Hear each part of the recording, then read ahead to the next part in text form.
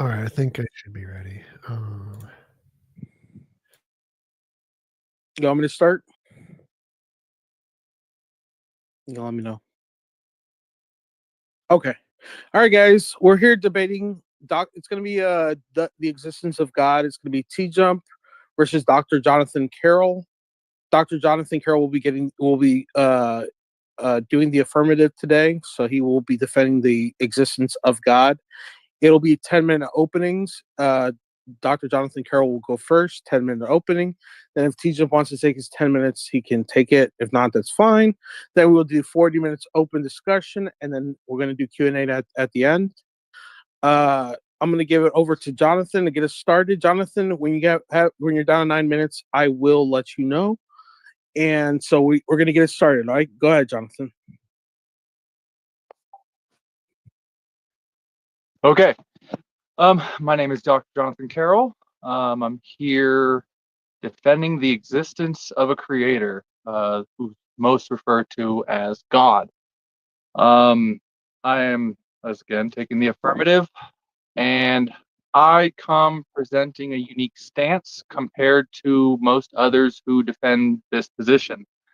Most others will present philosophical arguments, or ideas of the supernatural for you to contemplate and then make a decision off of. I contend that there is tangible evidence for God, but it comes down to which God. My premise is that there is, in all of man's recorded history of any deity or any type of spiritual belief, there is no deity that proclaims to have created the creation by a divine pattern, or gave a tangible representation of a proclaimed pattern by which the universe was created by, except the El of Abraham, Isaac, and Jacob, as recorded in the scriptures. In the scriptures, Moses, after receiving a divine vision and revelation atop Mount Sinai, was instructed to build a tabernacle. He was given a divine blueprint for said tabernacle, and he was instructed to make sure to build the tabernacle according to the pattern he was shown in the mount. For it is a pattern of heavenly things, as Paul expresses in Hebrews 8:5. This divine pattern is not tangible, but it was given a tangible representation through the tangible tabernacle, which was constructed in the wilderness, and the blueprints of still exist today, kept in store in the scriptures. This tabernacle is a threefold yet one tabernacle pattern. It has a court around about, a holy place, and a most holy place. In essence, three chambers. Just as it lays out in the atom having a proton, a neutron, an electron. The cell being a threefold structure having a nucleus, cell body, cell wall, or cytoplasm cell wall. This structure is laid out in not just the composition and formation of the physical reality we have before us, but it also in its functions. For every function within every compartment of the tabernacle pattern is also threefold, and every individual function is threefold, showing the absolute nature or the Mandelbrot nature of the threefold pattern being ingrained in the physical universe. The human body is a head region, a chest region, and an abdominal region. Yet it's one body. No person can live without either region of, if any of those regions are separated from the body, that body cannot subsist. The furnishings within the tabernacle are laid out a specific way to show forth the major organs within the body. The tabernacle on the court around about had an altar of sin sacrifice where the sacrifices were burnt, and it had a laver. And before the priest could move into the holy place, he had to be anointed with a cup of a holy anointing oil. These three things line up with not just the priest's duties, but also their their position and situation within the tabernacle, showing forth, such as the altar of sin sacrifice having 4 horns on each side, the colon having or the intestines having 4 colons, and the stomach burning all the sacrifices or things you put in your body to assist it. They're all burnt up within the stomach and pass through the intestines and excreted out. The laver, the priest washed the blood from the sacrifices off of his body in the laver. He represented the pure blood going forth, pumping through the tabernacle or through the body.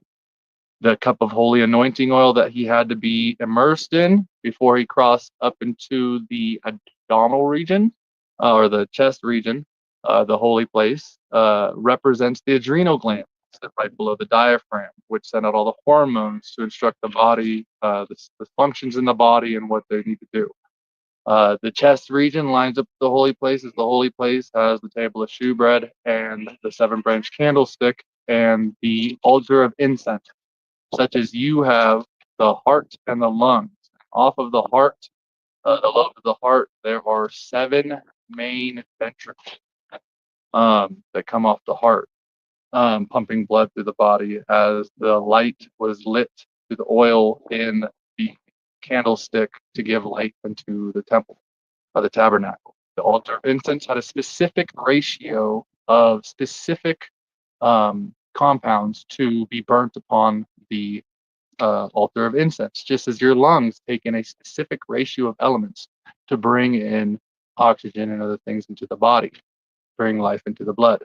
And just as the most holy place had the Ark of the Covenant, which contained the law and the manna and Aaron's rod, lining up with I believe it's the hippocampus or the thumb, but lining up with the brain and being in the most holy place of the head region, and the law being within, or spirit law being comprised within the brain. The brain sends the signals to the body that you don't control, that the body does unerringly, that assists you in the body.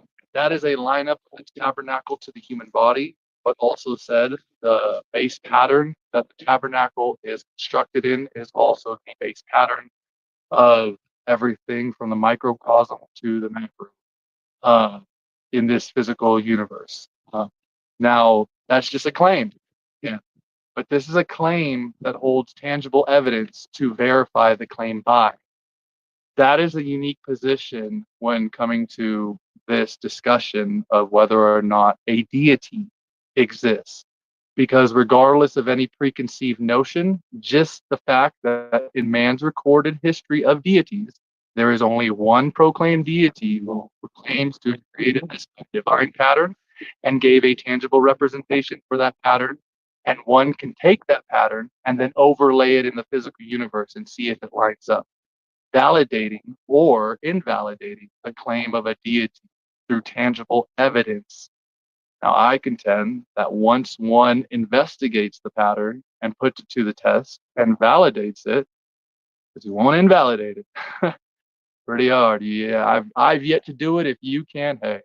But if you validate it and you test it for yourself, then look into what else that deity has to say. So that is my introduction. Thank you very much. Okay, thank you, Jonathan. We really appreciate it. Go ahead, TJump. Okay, so what was your evidence?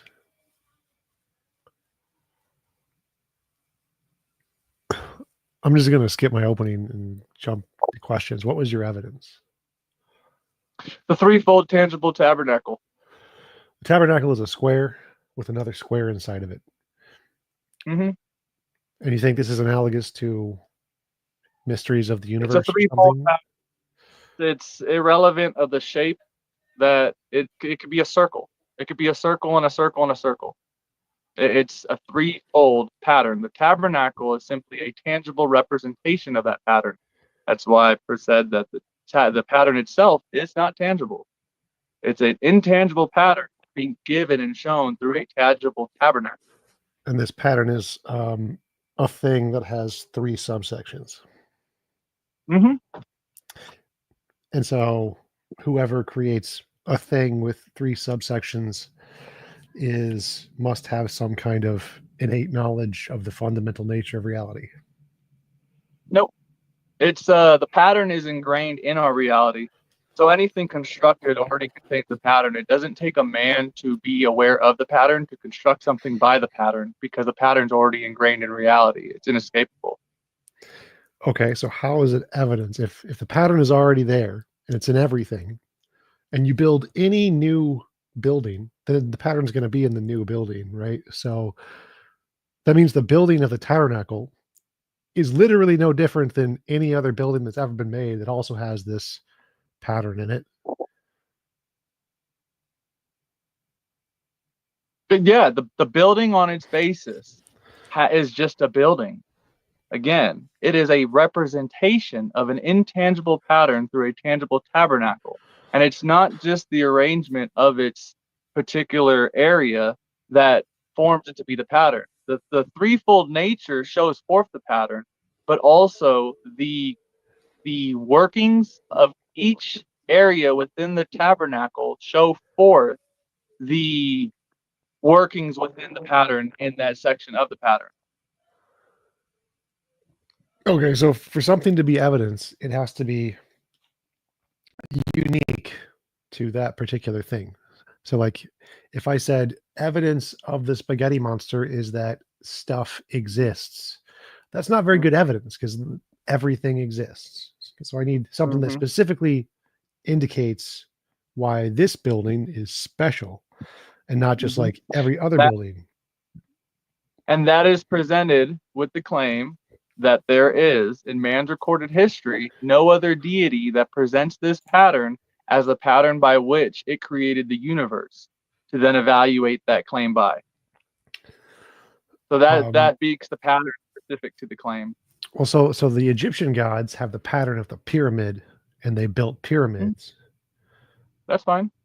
So you have a god who Pyramid- claims that a shape is magical, and then a society that builds things in that shape. And how is this evidence that their god exists?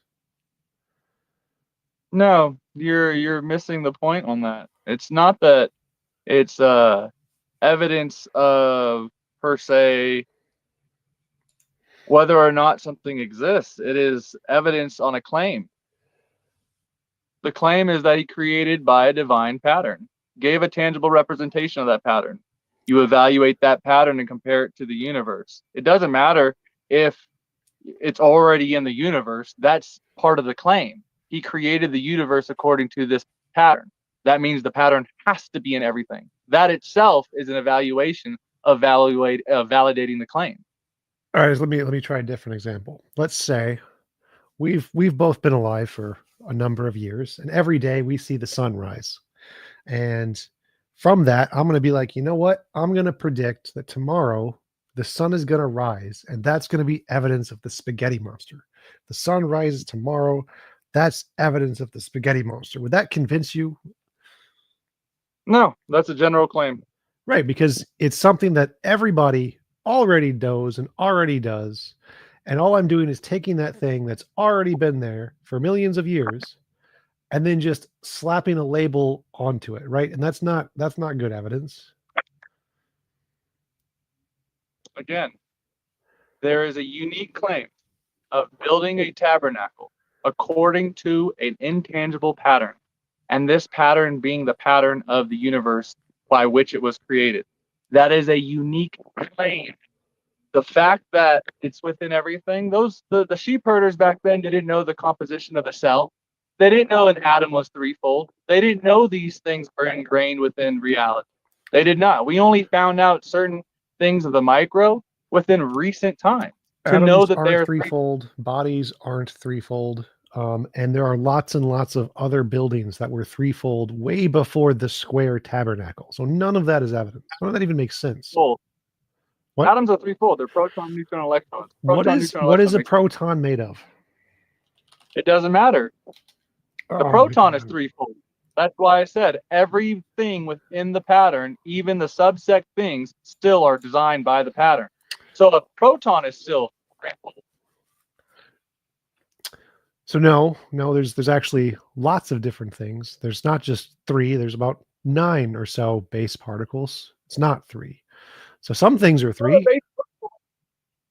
What? Base particles, absolutely. The proton, neutron, electron come together and form one atom. No. So there's 9 base atoms, 9 base particles that exist. Some of those combinations end up in threes, like a proton. Some, like a photon, do not. It's a one thing. Some, like a neutrino, are one thing. Some are two things. They're not all three things. This is just you've picked a thing which you think is composed of 3 things. Say, oh, Trinity, 3 in the Bible, 3 in stuff, therefore magic. No, that's No wrong. Trinity means 3. No Trinity. Trinity. So I've completely disproven your argument.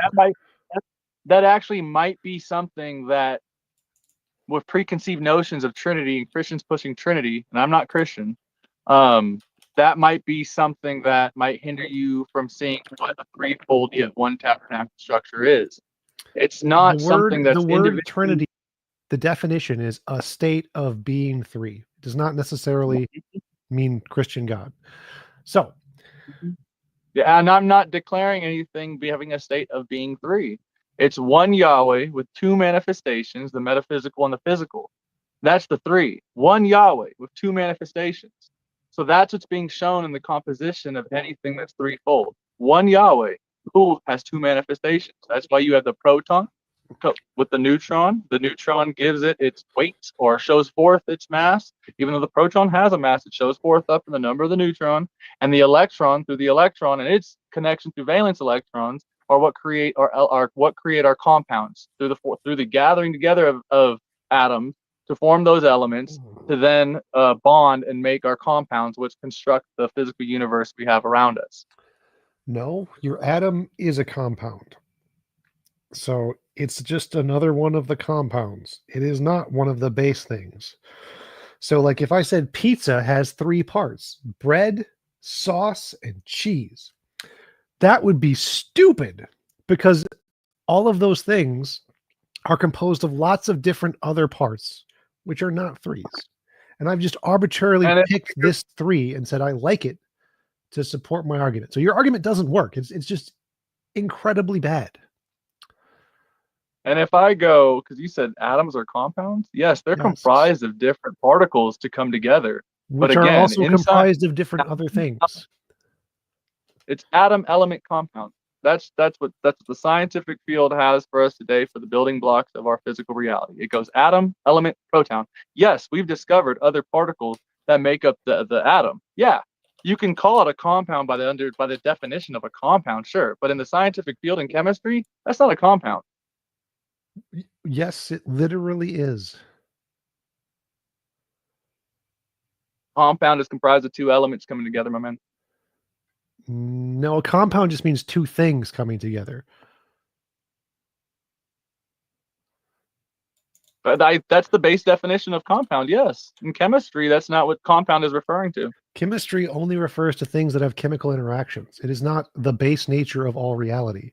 So, like if I said a pizza is 3 things, in a cooking, maybe that's true. Cooking does not determine all of reality. So if you're trying to say, well, us humans have invented this thing called cooking, and the limits of this thing called cooking define ingredients in the sources of cooking material, no one cares. It's just irrelevant. It doesn't tell us anything about reality whatsoever. It's just completely irrelevant.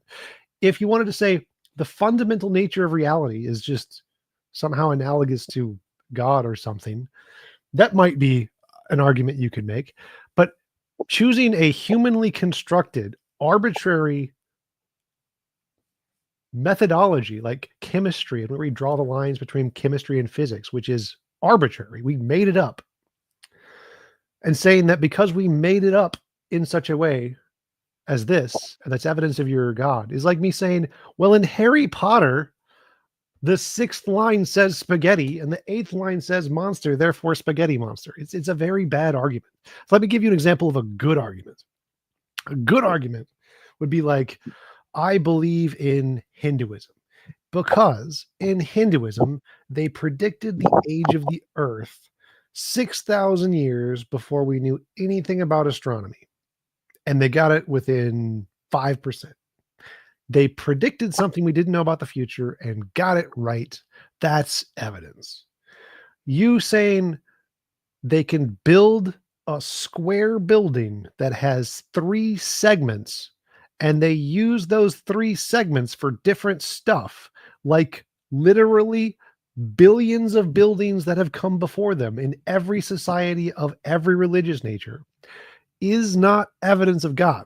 It's evidence that you like this pattern and you like God, and the fact that you liked these things, you've put those two together. But there's no actual evidence there because you've told us nothing about reality. All you said is 3 pretty square building. Oh, and atoms are also 3. This is not a spectacular find that you've discovered here. That's quite a bit of an obfuscation of my point. As I said, each individual area within the tabernacle pattern had a specific duty that was also ordained and given to Moses by divine decree. It wasn't just some random stuff some goat herders decided to do within a 3-squared building.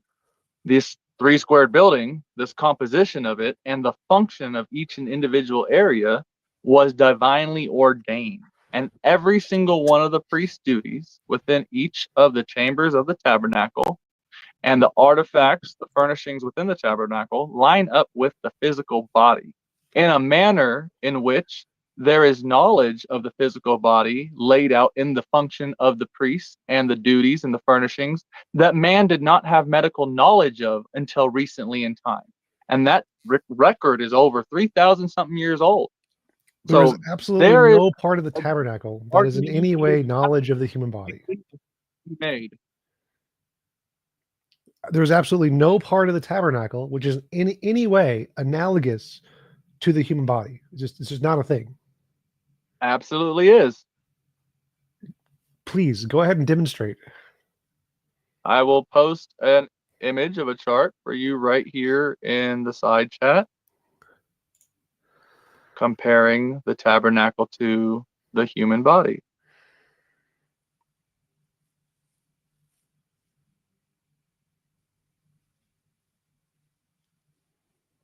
Did you post it yet? Not yet. Okay. I have to pull it up. Be different if I could share screen. I had this all ready for a share screen. I think you can. There's a share screen button.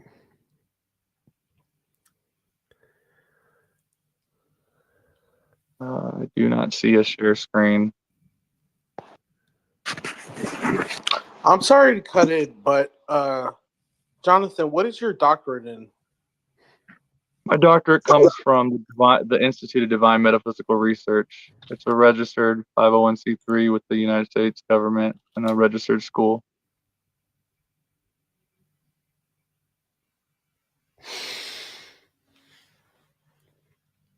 Yeah, I don't see a share screen option.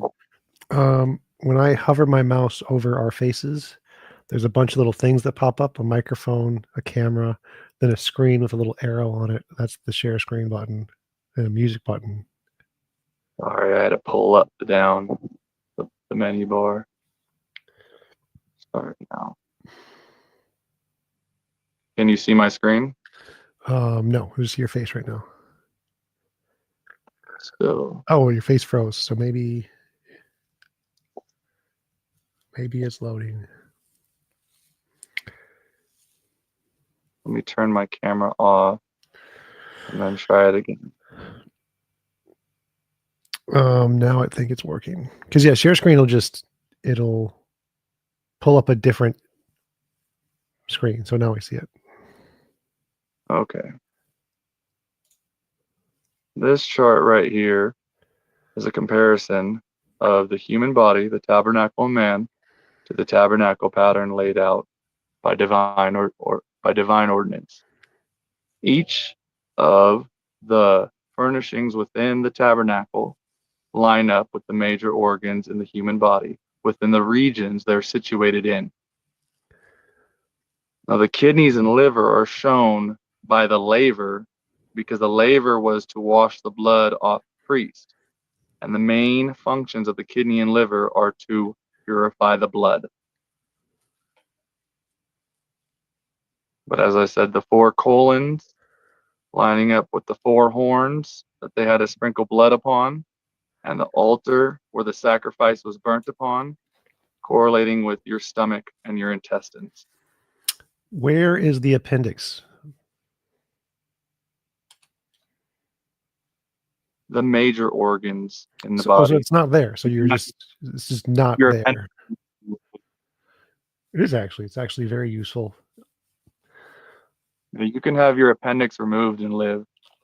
These organs You can have removed. pretty much all of your organs removed and lived. Actually, like an entire human being has lost everything below the heart and has lived. You can actually lose a brain and live. That is, people live without brains. So yes, you can actually live without any of those pretty easily. So none of that is accurate, actually. Just saying that, hey, here's a shape and I'm going to slap the human body on it and it kind of looks like that shape isn't actually accurate. And there's no correlation at all between pouring blood on something and the function of the liver of cleaning the blood. That's not actually in any way a connection between what the liver actually does, because it doesn't actually pour blood on anything. It's not how it works. No, the liver and the kidneys purify the blood. Yeah, and they didn't purify the blood. It comes directly from the intestines and the stomach. Yeah, and that's not what happened in the tabernacle, or anything even said. There is. That was the blood that was contained from the sacrifices at the altar, or washed off the priests at the laver. No. In fact, yes, that's what occurred in the tabernacle. No, absolutely none of what you said even makes sense. No, the tabernacle does not look anything like a human body. It's a square. It doesn't include most of the valuable organs. You couldn't live with just those pieces. You would die. There aren't analogous in any way. You're just wrong about that. In fact, if I wanted to make an analogy of some knowledge of the human body, I would look at Chinese origins and their buildings and their sculptures, which are literally just designed based off of knowledge of the human body, because that actually makes sense. There's no, your argument just makes no sense, saying that there's a square building and there are some things in the square building which are analogous to some things in the human body, therefore knowledge of the human body. First of all of those things you listed were already known prior to the building of the tabernacle. We already knew about all those organs. There's nothing special I there. understand people were going to war and cutting bodies open, and so they knew that the organs in the body. We did not know certain biological functions that happen within those organs until recently in medical history. Nope, most of them we did. We did know most of those because we not can understand see them. the glands. The what? They didn't understand the adrenal glands. Adrenal glands. Yes, the adrenal glands.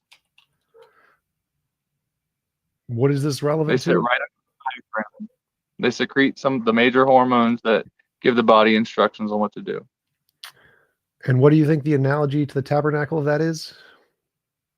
The high priest had to be anointed from head to toe in the holy anointing oil in order to pass through into the holy place and conduct the functions within the tabernacle. He represented the life that pumps through the body, officiating the body. And you don't think that could be applied to like 90% of every single part of the human body where there adds a specific chemical to your blood? Like ATP could be applied to ATP in every cell, could be applied to glycogen in every cell, could be applied to glucose in every cell, where there are things. It could be the stomach. The stomach adds those things. The intestines adds things to your blood. Every part of your body adds stuff to blood, which is required for your body to function. There is no analogy to anything you just said to the adrenal glands. It's just any part of the human body you pick could have that ambiguously analogous function. There is nothing special about that.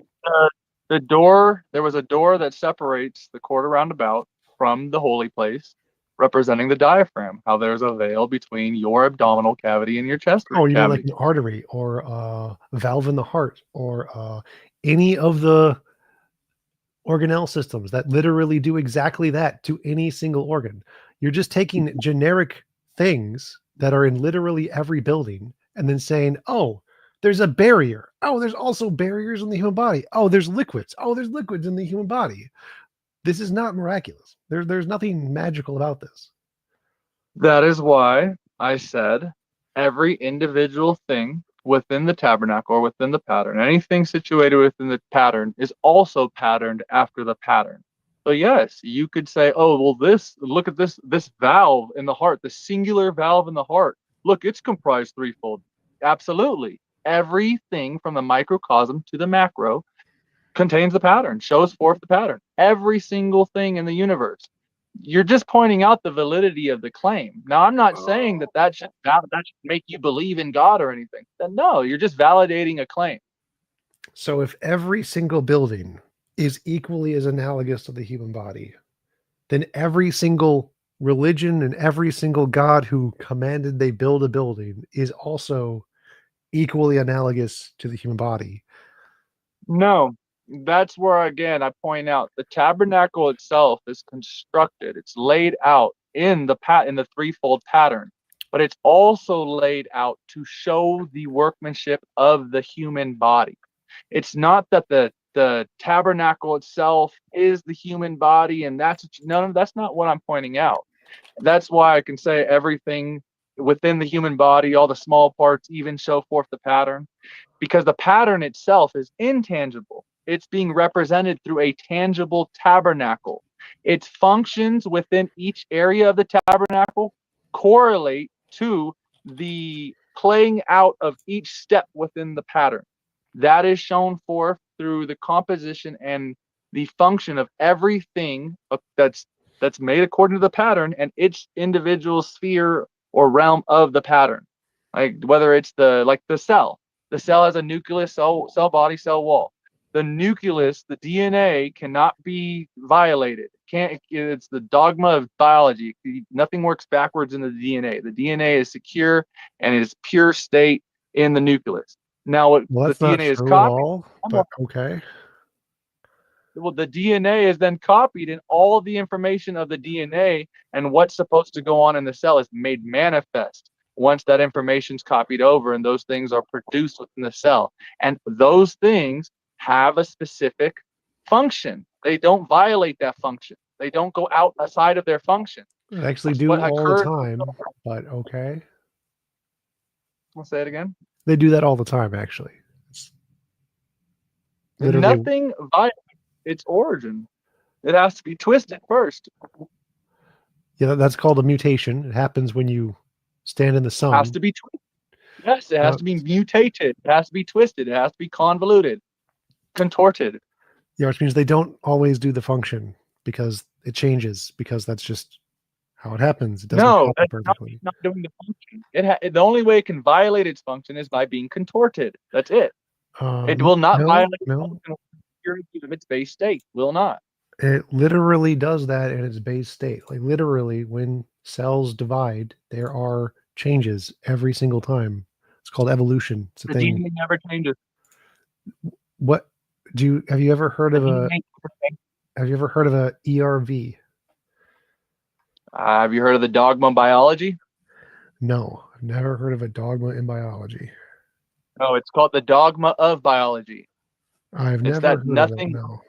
DNA. DNA does not. Nothing affects DNA. Okay, The so information doesn't come back. so an ERV injects its DNA into your DNA, which changes your DNA. Nope. So we've literally observed this. It can change how the mRNA comes out, the copy of the DNA, but it cannot violate the DNA. That is called the dogma of biology. The information does not work backwards into the DNA. It literally inserts itself. Like, have you heard of CRISPR-Cas9? Tom, look up the dogma of biology real quick. You said you didn't know it. I suggest you look it up. Dogma of biology.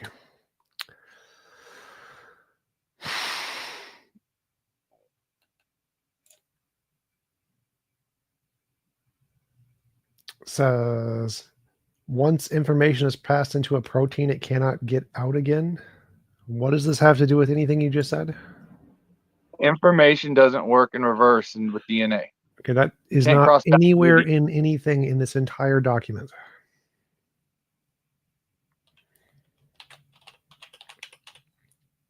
Reverse transcription is literally a thing. Literally, if I just Google the word reverse, it then says, oh, here's reverse transcription where the information can go backwards. In the exact thing you just told me to look up. I'm telling you, it does not work in reverse. You just told me to look up the central dogma of molecular biology. I Googled that. And then I looked up the word reverse, and then it just gave me a list of reverse transcription. Reverse transcription is the transfer of information from RNA to DNA, the reverse of normal transcription.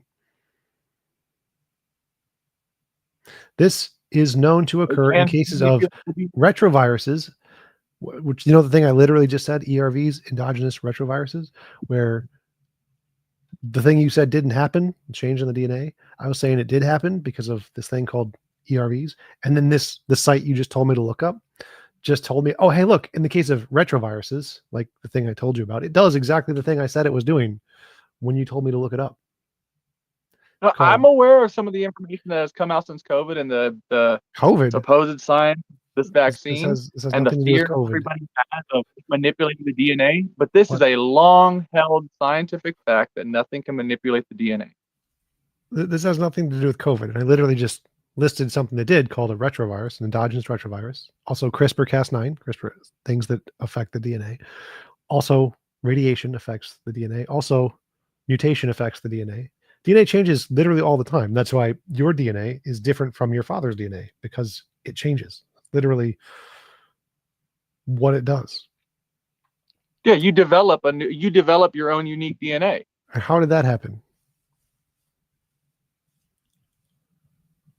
By the development of a new being. Yeah, and how did it go from the combination of one human being to make a new combination of a different human being? It had to do something like by having a third human being involved. Sure. Two parents. Sure. So why is there parts of your DNA that are not a part of your mother's and not a part of your father's? Why are there differences?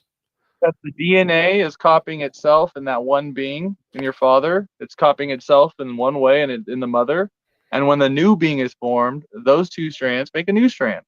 Yeah. So why are there parts in your DNA that are nowhere in your mother and nowhere in your father and no combination of either? Because you're a new creature. So something had to, change the DNA, had to be changed somehow, some process. DNA wasn't changed. Their DNA is still perfectly replicating itself within that human being. And it wasn't changed. The DNA wasn't altered. It was two DNAs coming together to produce another DNA. Those two DNAs had to remain intact in what they were. They didn't get manipulated to turn into a new one. They remained what they were and produced a new one. So like the retroviruses I mentioned, what they do is they cut out a part of your DNA, so it's gone, poof, trash can, and they put in a part of their DNA. So the DNA of the virus, which is neither in your mother nor in your father, is now in your DNA.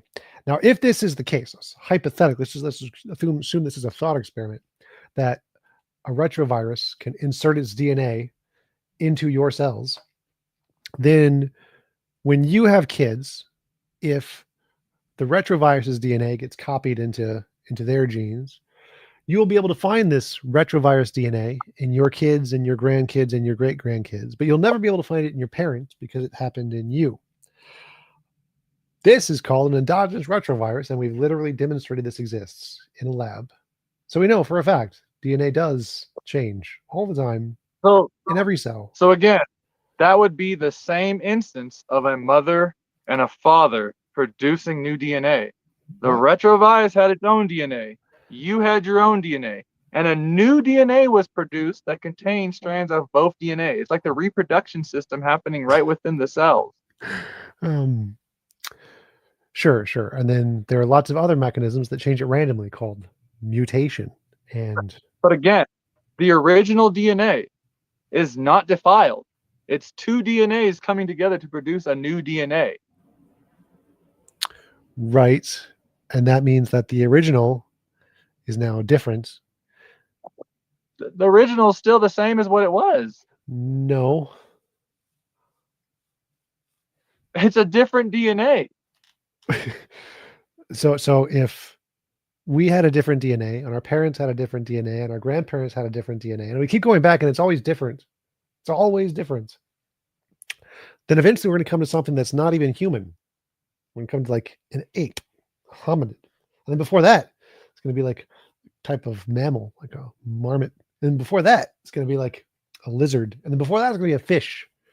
So as the DNA continues to change, and is not the same from parent to child ever, and it continues to change all the way back to the beginning, it's going to stop being human. It's called evolution. No, the DNA, there is a base structure of DNA. There's just a base idea of DNA, a base structure. And whether or not different chemical structures within that DNA, it's different ratios, different amalgamations produce a different creature. That's fine. What I'm saying is the DNA to each and individual creature is unique to that creature. Yes, they all share the base blueprint of DNA itself, ATGCs, same blueprint. But those unique combinations are unique to those creatures. Won't change. Except But it again, does. this whole thing is the idea that the most holy place represents pure spirit, which and then Yahweh took on shape and form in the metaphysical and then produced the physical. So you have one Yahweh with two manifestations. And the essence of what he is, the understanding of what he is in that pure spirit state is shown in what the DNA is in its relation to its surrounding. The metaphysical, the production of shape and form, or the intangible in a shape and form, that is shown from the DNA with its codes being producing things that are living and functioning and operating How many in parts does form, DNA have? in encapsulation, producing form. How many parts does DNA have? How many parts does DNA have? Yeah. With the three chemical ATGC? How many chemicals? How many? I don't know. Is it So, three? No, it is. You just said it. A, T, C, G. Okay. Do you know how Four many? amino acids. 4. That's right. There's 4. Yeah. So not 3. Okay.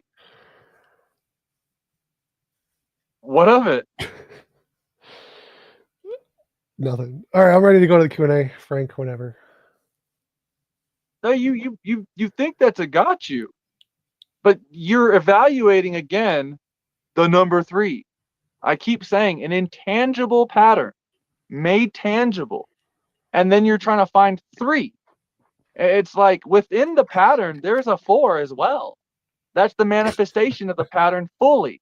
So yeah, DNA, the complete intangible code of everything you're going to look like, your hair, your face, all these things shown through chemical reactions, 4 unique codes. Not let alone that they come to form YHWH and spell Yahweh's name if you want to relate them that way. But again, the DNA is the intangible being brought into form, which 4 represents in the pattern because the intangible Yahweh putting on form is what 4 represents. So it's not a gotcha like you think. You understand the claim. All right, guys. Anyone want to come up, ask questions, raise your hand? Let's have a Q&A, guys. Come on. Anyone want to ask questions? Come up. Anyone at all? Don't be shy.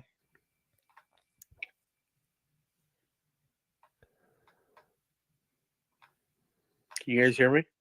Yeah, we can hear you. Okay. Anyone want to ask questions? Come up. Talk to people. Next week, I have a debate with Joel Settlecase. So, no, can't do one next week on Sunday. Okay, no problem. Yeah, that's gonna be a good one. I was watching his debate with Godless Engineer. So, anyone want to come up ask questions? Come up, guys. Come on. Yeah, but that's gonna be interesting, Tom. Didn't you already talk to him one time? Yep.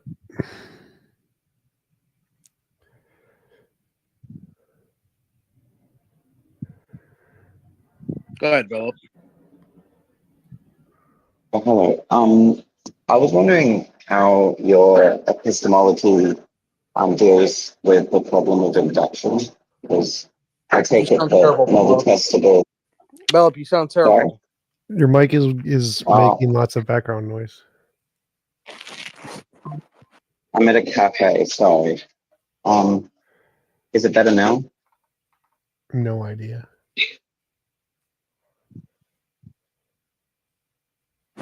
It's better. Go ahead. Yeah, I was wondering what your solution to the problem of induction is, because I take it that novel testable predictions in science are gonna sort of presuppose the uniformity principle. So No, I just don't it's have the assumption of what's it called? Infallibilism. Since it's fallible, I don't really care. So I can say like I have a justified belief that if I can predict the future, whatever I believe is true, even though there's no necessary correlation between the prediction and the effect. So if I say I predict that the sun's going to turn purple tomorrow, no, because you misunderstand. no, You I misunderstand understand the the problem of problem. induction. I understand the problem of induction. The point is that even if What things is the could problem of change the induction? next thing, I don't care. It doesn't invalidate my belief or my justification of my belief. So like if I see white goose, white goose, white goose, white goose, and I believe that they're all white geese because of some spaghetti monster, even though the next goose could be completely different, and there is no necessary correlation between the past observations and the continuation. No, that's not the That problem, is though. literally Look, the problem of that's not the induction. problem. That's literally like No, that's not.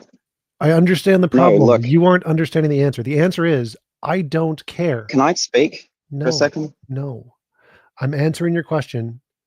Listen for a moment.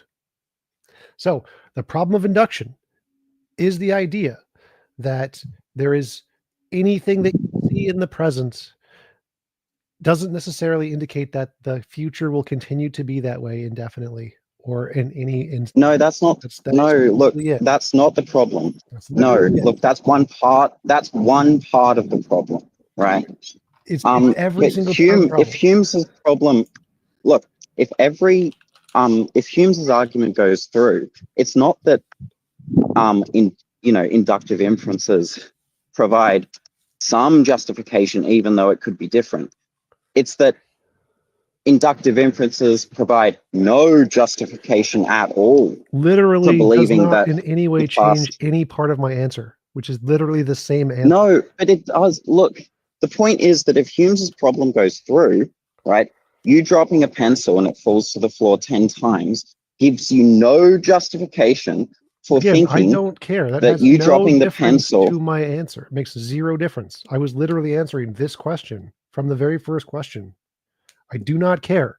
Yeah, I do but not care if there is no objective correlation between the patterns in the past and the outcomes in the future.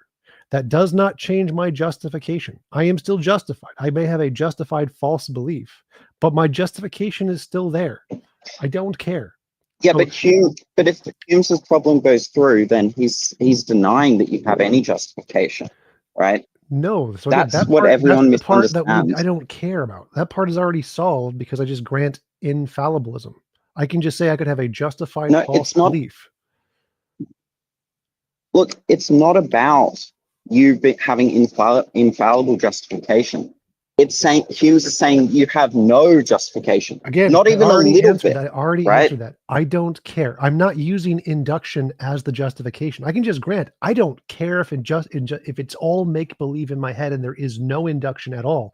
I'm still justified by virtue of the prediction. I don't care about the induction. I can be justified with no induction. I can be justified without induction. I have a memory in my brain of successful predictions, then I am justified in believing in whatever hypothesis is associated with those, even with no induction, zero induction. I have imagined induction. Yeah, but why think that your past predictions lead you to think you're going to have correct predictions in the future? Why think that? It's fine. We just say that the predictions give me a justification for that belief. So if the prediction, I'm asking you why they do it. I'm literally answering that. So if I have a prediction and I believe that's correct, I am justified in believing that is true about reality because future stuff is hard, essentially. And that's it. I don't need any other things. That solves the problem because I just say, okay, it could be wrong. Great. Don't care. No, it's not. Look, it's not saying that it's logically possible for it to be another way, right? I don't The point care. is that, look, the point is that if you drop a pencil 10, I don't care. I already answered the question. The answer to the problem of induction is very simple. I could be wrong. That's it. My justification comes from the future testable predictions, not from the induction. So I don't care if the induction could be wrong. Next. Meter Man. Hey, TJump, how's it going? All right. So my question is, I've heard you in the past describe God as immoral because he could Wrong make babies. the world better by less imposition of will. Sure. Right. So my question is, like, let's say, are you playing The Sims? Would you be immoral in the same regards that God is immoral? If the characters had consciousness, yes. I mean, like, does it matter if they have consciousness or if they just believe they have consciousness? If you have a belief, you have consciousness. So that doesn't make sense. I mean, like they'll be pixels on a screen, right? To you, but to them, they have consciousness, or they have a belief in consciousness. That again doesn't make sense. You can't have a belief without having consciousness. It's kind of entailed. So you can have a pixel screen that says it has a belief, while with not being conscious, but you can't actually have a belief and not be conscious.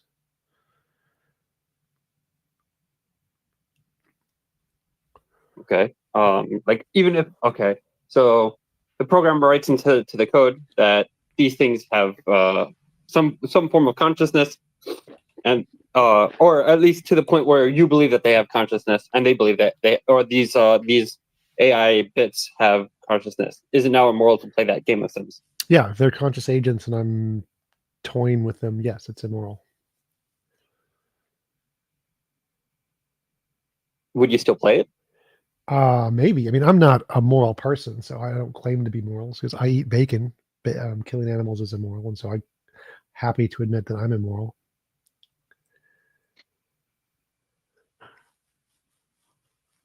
Okay, so let's say God would be immoral in our perspective, meaning like, okay, he drowns a bunch of babies many times throughout history, right, including like 2 weeks ago.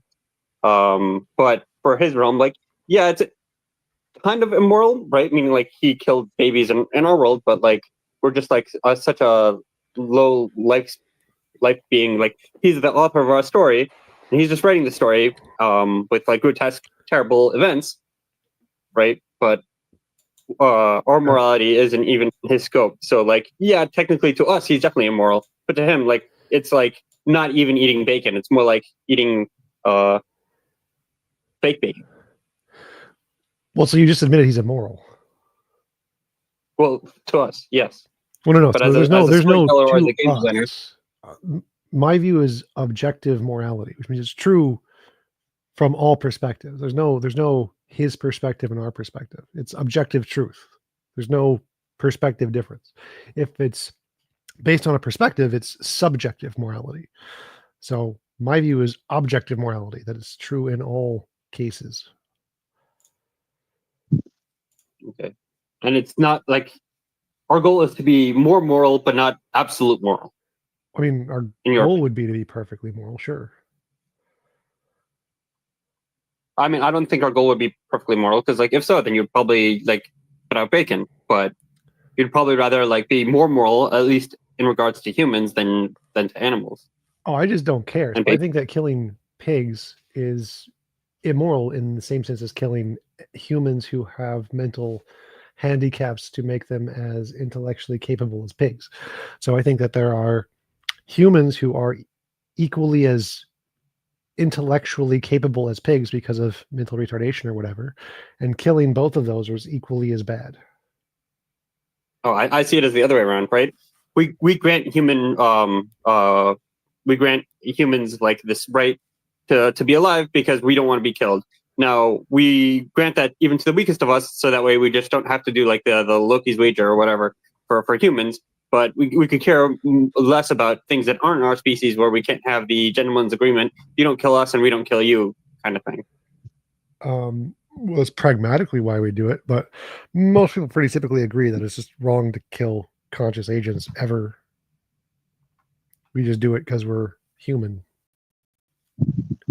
I mean, we find times that killing conscious agent is even the moral choice, right? If somebody's going on a rampage, rampage is back, right? Like, well, no, that would still be immoral. That would still be immoral to kill them if they don't want to die. It would just be less immoral than allowing them to kill other people. So okay, you're right.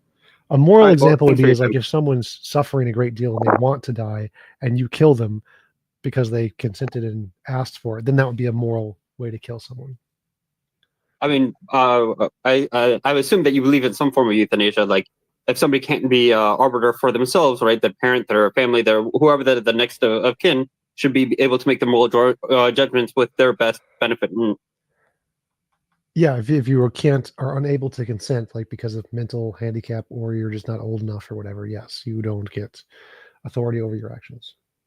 Well, so again, but we don't know necessarily what they would want in that moment, but we would assume what they would want just because of either past moments or because like we would trust the parent to have the best vision for what their outcome should be. Yeah, we make our best guess, which can sometimes be wrong and sometimes be immoral without us realizing it. Okay, well, I got my question in. If anybody else has anything cool, not I could come back later.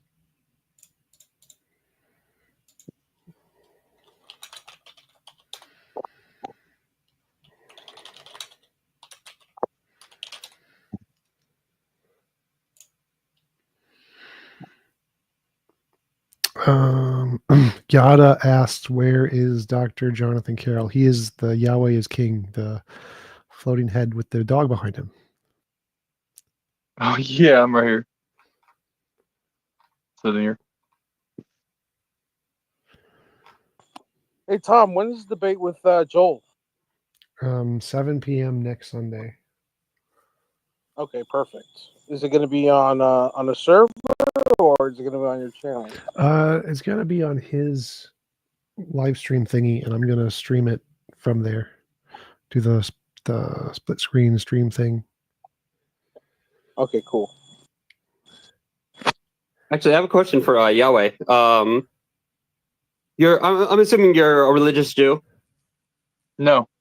No, not at all. Okay. Do you believe in some form of the Messiah? With any religious body.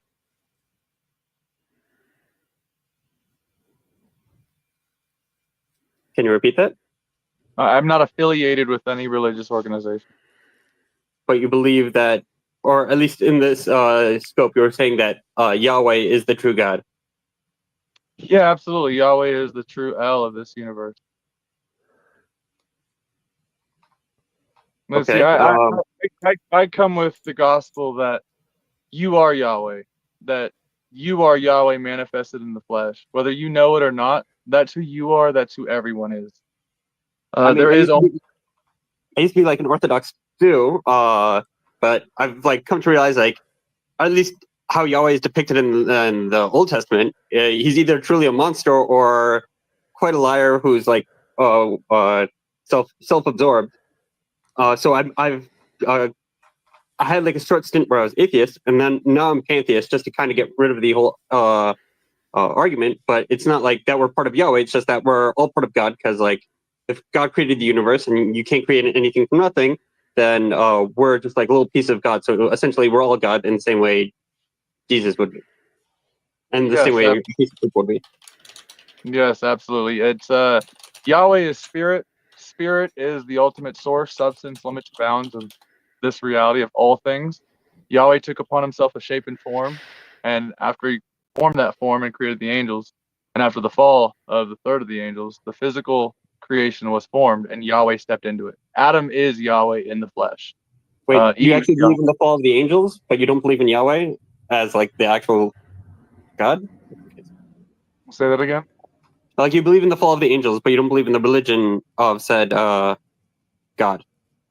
Yeah, no, the Christian religion, the Roman Catholic religions, all those denominations that create their religions based off of the books of the Bible or the scriptures, are false religions. They're doctrines of demons.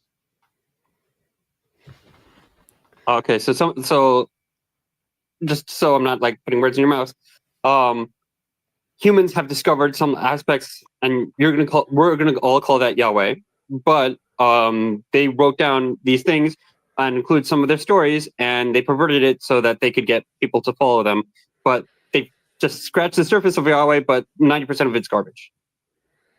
Not in the book itself. The book, like I said, Yahweh is spirit. Spirit has no distinctive shape or form. That's why Yahweh chose to abide atop Mount Sinai as a cloud, because a cloud has no distinctive shape or form,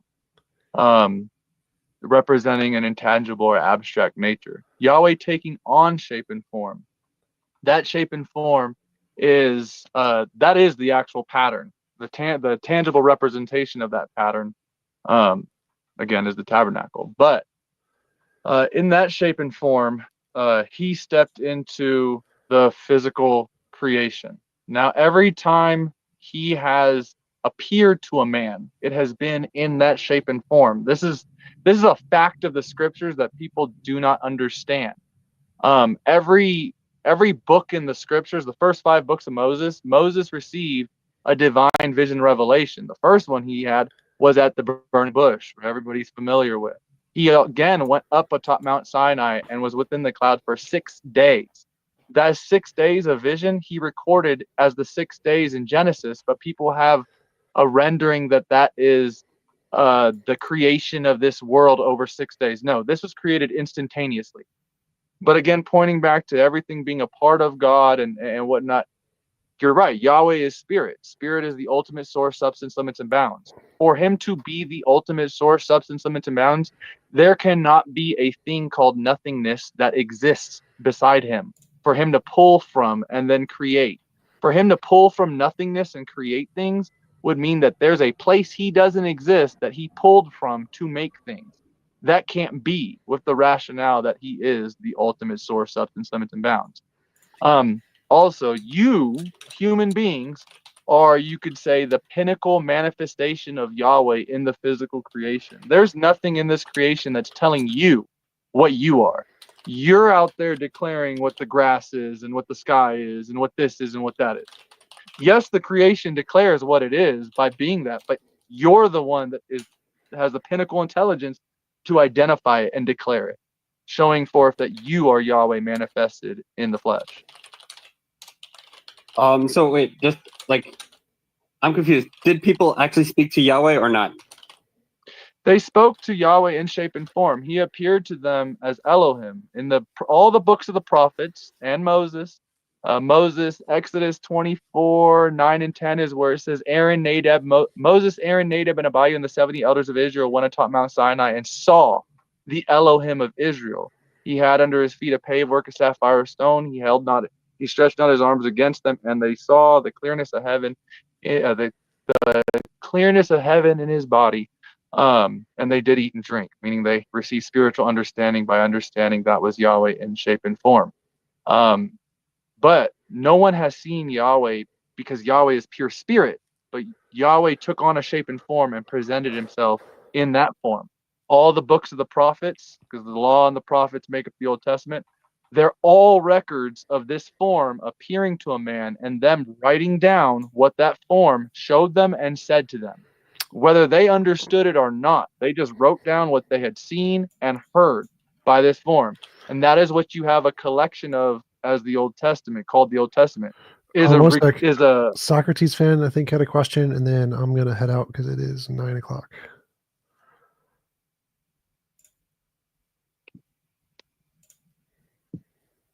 Hey, can you hear me? Yep.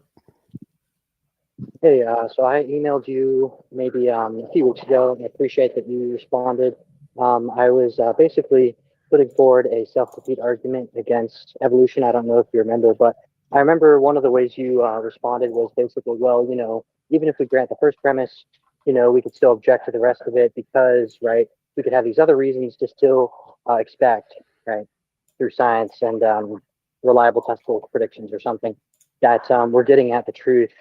And so I wanted to ask about that. So just to move away from the argument itself, if you're aware of the issue that Sean Carroll, for example, has pointed out in many cosmological models with the vastly greater number of Boltzmann brains compared to traditional observers. He says that these models are cognitively unstable, self-defeating. So suppose, and I can go into more detail about that if you want, but supposing you agree with that, do you think you can make the same move and say, well, sure, even if I grant that, if we accept these models, it's much more likely we're a Boltzmann observer. Well, still, we can have faith in, science. We can still have a good justification for thinking we're getting at the truth. Do you think that works in that context or not? Yeah, because that objection isn't a strong objection to say that it's logically possible for there to be more, say, Boltzmann brains or programmed universes than real universes. Therefore, we're likely in one of the programmed universes. That argument doesn't work because it's essentially like you could be in the Matrix. The you could be in the Matrix argument doesn't, it's post hoc. You're explaining all the data we know about by positing a new hypothesis that makes no new predictions. So, like, if I add in a new hypothesis that there is a spaghetti monster and the spaghetti monster makes a billion universes and one of them is real or whatever, and so it's more likely we're not in one of the real ones or something. Well, I haven't actually given any evidence of the spaghetti monster. I haven't shown that that exists. Likewise, I haven't shown that the mini worlds exist or that the mini computer things exist. And until I show those exists, there's no actual evidence to infer that their conclusion is true. And so, in order to be justified in the conclusion of the multitude of things actually exist and therefore our probabilities are low, you'd have to actually demonstrate that multitude is true first, not just hypothesize it. Same thing applies in the context of evolution. So even though there could be infinitely many of the, what's his name, Swinburne's colleague, we could all be like a frog on a leaf or whatever, and all of our evolutionary beliefs are wrong. Until you actually demonstrate that in some way with novel predictions, there's no reason to believe that, just like there's no reason to believe we're in the Matrix. And you just have a hypothesis that can post hoc explain all the data. But because it doesn't make any new predictions, there's no reason to believe that it's true. So kind of like if you just made a new model in physics, like Einstein's general theory of relativity, if it made zero predictions, you wouldn't transition to start believing it until those predictions were confirmed, because there's no evidence for it. Just because you can hypothesize it being true isn't actually evidence it is true. Good, yeah. So we can have these objections to whether or not someone accepts the theory in the first place, right? But suppose we have someone who just accepts the theory as true, perhaps for bad reasons, right? But at least from their point of view, for good reasons, right? Because they accepted it. And so supposing, let's say they believe one of these cosmological models in which, right, there's vastly more Boltzmann observers than traditional observers, wouldn't you say that epistemically, right, given what they believe, it would be consistent to believe themselves to be a Boltzmann observer more than likely? Yeah, if they had some kind of justified belief that the Boltzmann brains existed and existed at a higher rate or whatever, then they would be justified in believing that they are more likely a Boltzmann brain or something like that. But they would have to then, in order to be considered rational from the perspective of anybody else, they'd have to actually provide their evidence of why they think Boltzmann brains exists. And they wouldn't be able to do that given how no one's been able to do that. And so they wouldn't be considered reasonable from most perspectives. Right, but so I guess I'm wondering, like, suppose that there are these theories that lead to the prediction that, okay, if they were true, right, we might not have, as you say, might have good reasons to reject that they are true. They might not have met some burden of proof or something like that. But if we just assume they are true, they lead to this outcome or this prediction. In that case, do you think that in some cases we can make the kind of argument Sean Carroll makes, which is, well, forget whether we have good reasons for accepting these theories. Let's just grant them that we do, right? But we're just going to believe them with them, right?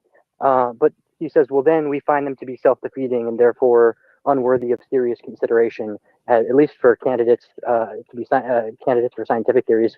Do you think that's something that can happen in science? What do you mean something that can happen? I don't know what that means. Well, do you think certain theories, certain scientific models or theories can be found to be self-defeating in the way that Sean Carroll thinks these cosmological models are self-defeating? Namely, if you accept them as true, you end up with, oh, well, you should believe you're a Boltzmann brain, but then you should not trust your senses, but then you have no justification, right? That undermines the original justification for believing the theory in the first place, which was like all of our sense data, right? Like we did these experiments or other people did. So do you think in principle, like certain scientific theories can be self-defeating in that way? Oh yeah, absolutely. You could have a theory that undermines all possible knowledge, in which case, if it's true, you wouldn't be able to have knowledge of that theory anyway. And so it would be self-defeating. And so Right. in that case, you can pragmatically get rid of it, even though it may be true, simply because it would Right. be pointless to believe in the first place. Right. Right. Okay. We're great. Yeah. So that's exactly what Carroll says. But then what I'm wondering is, right, the objection that you gave to my argument, which is, well, even if we accept that the theory leads to this likely outcome, that there's like many more, say, Boltzmann observers than traditional observers, we can still rest assured that like we have these other means for assuring ourselves that like we can be in touch with external reality, basically. I'm wondering, so consider the Boltzmann brain case. Do you think that response works for someone trying to defend a Boltzmann brain cosmology? Like, or do you think it's still self-defeating despite that attempted objection?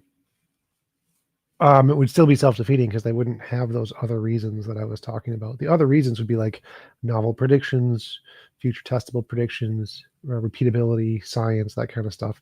We have lots of things that we can do that gives us information of what we believe about the future.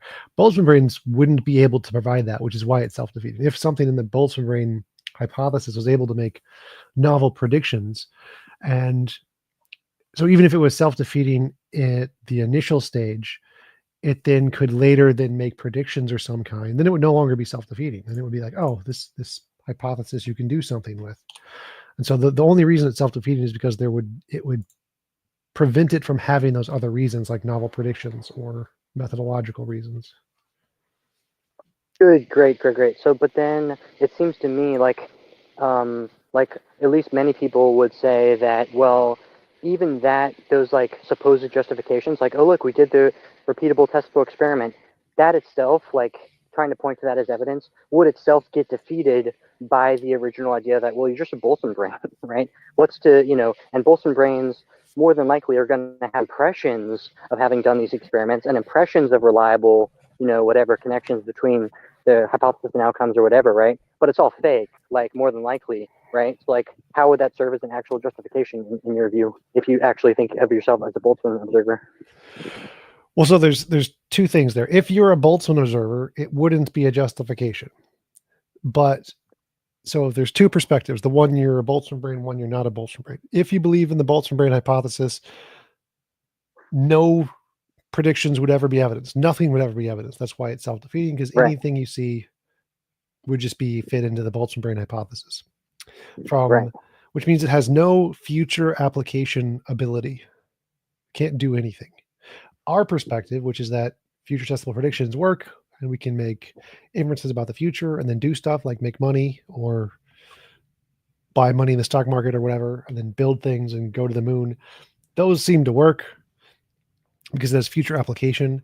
And so our methodology isn't self-defeating because it has future application. The Boltzmann methodology is self-defeating because it has no future application. Even if it were true and it means that all of our stuff is just imaginary, it's still self-defeating. And so there's still no value in accepting it, whereas there would be value in accepting the one that is pragmatic.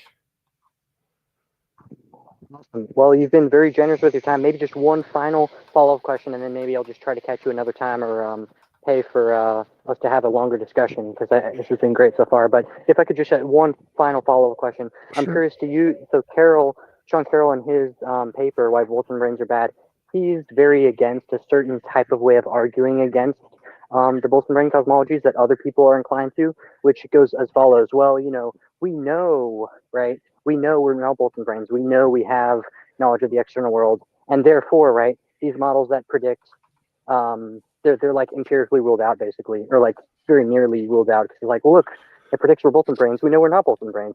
He's like, no, we can't say that we know we're not Boltzmann brains. It's possible, right? They could be, and so he wants to take this other route, as you say, that of explaining that, well, they're self-defeating. There'd be no point to accepting such theories to begin with. But given what you just said, right? I guess I'm wondering whether, like, how open you are to the Oh, we cut out. Frank, can you still hear me? this other Yeah, you're route good. with knowledge Oh, of the external world, or we are not Back, Boltzmann brains. back. Hey, you cut out, Socrates fan. you cut out. Oh, sorry. What was the last thing you heard? Something about Sean Carroll saying that the bad argument is just saying that we know that it's empirically wrong, but then you were leading into something from that we didn't hear. Right. So I'm just wondering whether you might, in fact, be open to that sort of argument, as well as the self-defeating argument, given what you just said, because you could think, right? You could just take it as a given, like as a datum that we have, that like we in fact do have knowledge of the external world, and therefore any theory that predicts with overwhelming certainty that we don't or couldn't, right, Oh no, that would be is ruled silly. out. That would be silly. So Okay. you can never Okay. prove a scientific theory, or you can never prove a theory wrong. You can always make it fit. Right. So there's no way to ever rule out anything unless the theory explicitly says, if this doesn't happen, my theory is wrong. You can always make exceptions to make your theory fit anything. It's called post hoc rationalization. So there's no way to disprove a theory in its entirety. That's just not how science works. The way science works is Right, good theory is one that makes predictions and gets them right. And so there's never a case where you can say this theory is wrong or we've ruled this theory out. This is not a thing. And so I would never think that's a valid form of argumentation. I'm always going to go towards more like what Sean Carroll is doing, saying the way we establish good theories is its ability to make future testable predictions, its ability to make methodological changes that work. Those kinds of things are what make a valid theory. And there's infinitely many theories that are all able to post hoc explain the data. The problem is the reason the Boltzmann brain theory fails is because there's no way to distinguish that one of the infinitely many alternative theories that can all post hoc explain the data, like we're in the Matrix, or we're in a solipsistic universe and we're the only brain, or we're being deceived by a great deceiver. There's infinitely many theories that are all equally as good as the Boltzmann brain hypothesis that could explain all of the data, but there's no way to distinguish between any of them. And so the ultimate reason why the Boltzmann brain hypothesis fails is the same reason why solipsism fails and the Matrix fails and the Great Deceiver fails, is because there is no way to distinguish between the infinitely many hypotheses that all make the exact same explanatory efforts in the data, but make absolutely no predictive power or inferences about the universe whatsoever. That's why Boltzmann brain fails. Okay. So it sounds like you're saying it fails for that reason, and I agree. Science never proves or disproves theories. I guess I was just wondering because we might think that like something like creationism, right, is not empirically adequate. It hasn't been proven wrong, right? But it's just like we have so much evidence for that so much data that seems to be not fit at all with creationism, or take your pick, the Aether or whatever scientific model you want. And so I was just wondering if you think in the same sort of way, right, we could take as a datum the fact, right, that we have knowledge of the external world, and therefore any theory which predicts. So that would be the same answer as like in the case of young Earth creationism, they can say God made it look like the world is 4 billion years old. He just created the particles, the photons in place to make it look like this. And so that theory, creationism, isn't disproven by any of the observations we've done, because you can post hoc explain all of those observations as, well, God just made it look like that. So the same thing applies. All theories can post hoc explain all of the data to make any hypothesis fit the data. And there's infinitely many that can do that. What invalidates a hypothesis is its inability to distinguish itself from that infinite set of useless theories. That's why we need novel predictions. Or if it's self-defeating. Well, that's what it makes it self-defeating, is the inability to distinguish itself from the infinitely many alternative hypotheses. Gotcha. All right. This has been great. Thanks. I'll try to catch you another time or respond to your email. But yeah, thanks again. All right. Thanks, guys. Thank you, Dr. Dr. Jonathan. I will see you guys later. Tom, See you, TJump. do you know how many parts are in a nucleotide monomer? Which one? Either of them. The nucleotide monomers that make up DNA. Do you know how many parts they're comprised of? Sugar, phosphate, and nitrogenous base. 3. Well, each of those things are made up of a bunch of other things. Like a sugar is made up of 8 parts. So you just, again, selected a compound without looking at its composite parts. It's like pizza, bread, cheese. You guys, like I said, you go down to each of the composite parts. Except the base, show the same there's nine base particles. There's actually more, but bosons, fermions, mesons, muons. That's not. Hey, but hey, Tom. Would you be interested in? Hey, Yahweh, give me a sec. Hey, Tom, would you be interested in having like a discussion with Socrates fan, or what do you think? You let me know. All right. I'll think about it. All right. See you guys later. All right, cool. All right. Thank you for your time.